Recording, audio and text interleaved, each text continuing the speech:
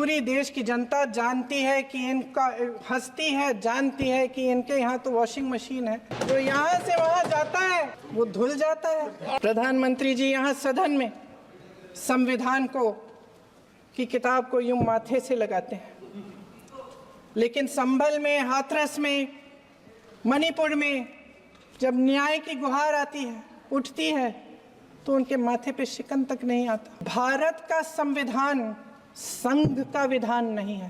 राजनीतिक न्याय की जब बात होती है, मेरे सत्ता पक्ष के साथी आज खड़े हुए और तमाम गिनती करने लग गए कि ऐसा हुआ, वैसा हुआ, 1975 में जो हुआ। तो सीख लीजिए ना, आप भी सीख लीजिए। आप भी अपनी गलतियों के लिए माफी मांग लीजिए। आप भी बैलेट पे चुनाव कर लीजिए। आप भी बैलेट पे चुनाव कर लीजिए। दूध का दूध, पानी का पानी हो जाएगा। आप राजनीतिक न्याय की बात करते हैं, सरकारों को पैसों के बल पर गिरा देते हैं।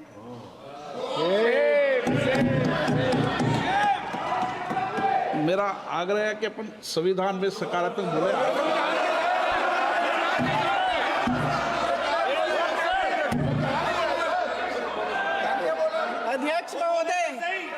अध्यक्ष महोदय, सत्ता पक्ष के हमारे साथी ने एक उदाहरण दिया उत्तर प्रदेश की सरकार का, तो मैं भी एक उदाहरण दे देती हूँ महाराष्ट्र की सरकार का।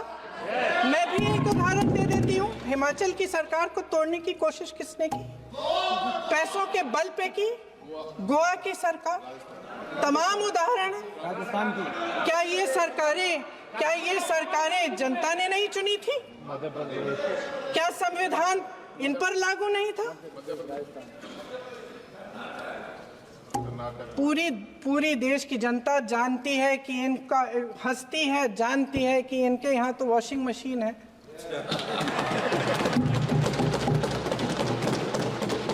जो यहाँ से वहाँ जाता है वो धुल जाता है।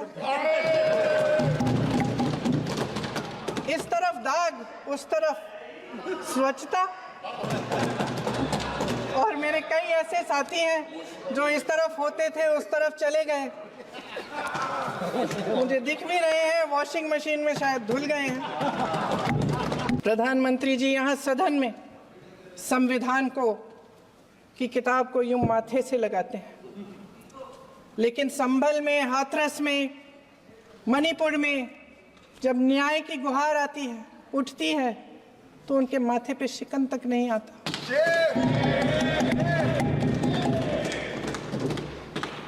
शायद समझ नहीं पाए हैं कि भारत का संविधान संघ का विधान नहीं है।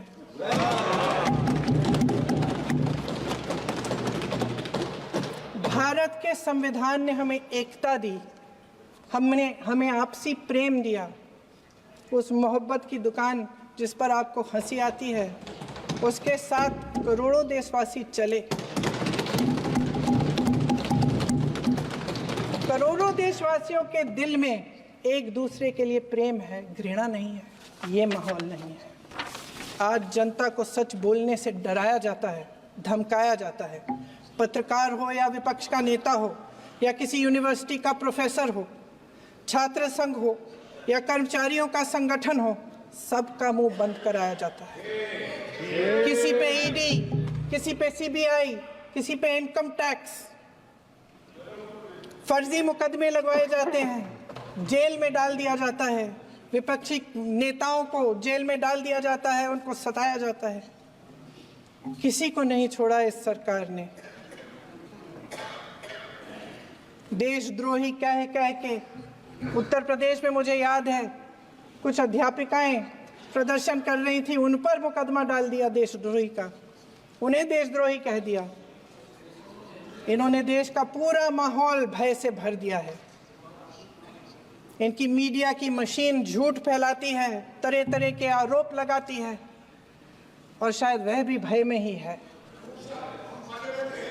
महोदय, मैं इस सदन को याद दिलाना चाहती हूँ कि ऐसा डर का माहौल देश में अंग्रेजों के राज में था।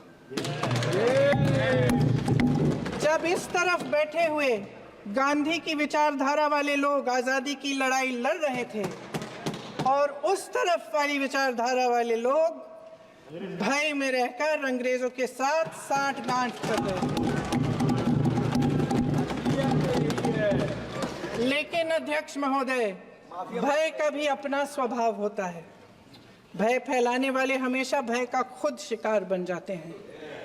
ये प्रकृति का नियम है। आज इनकी भी यही हालत हो गई है। भय फैलाने के इतने आदी हो गए हैं कि खुद भय में रहने वाले हैं।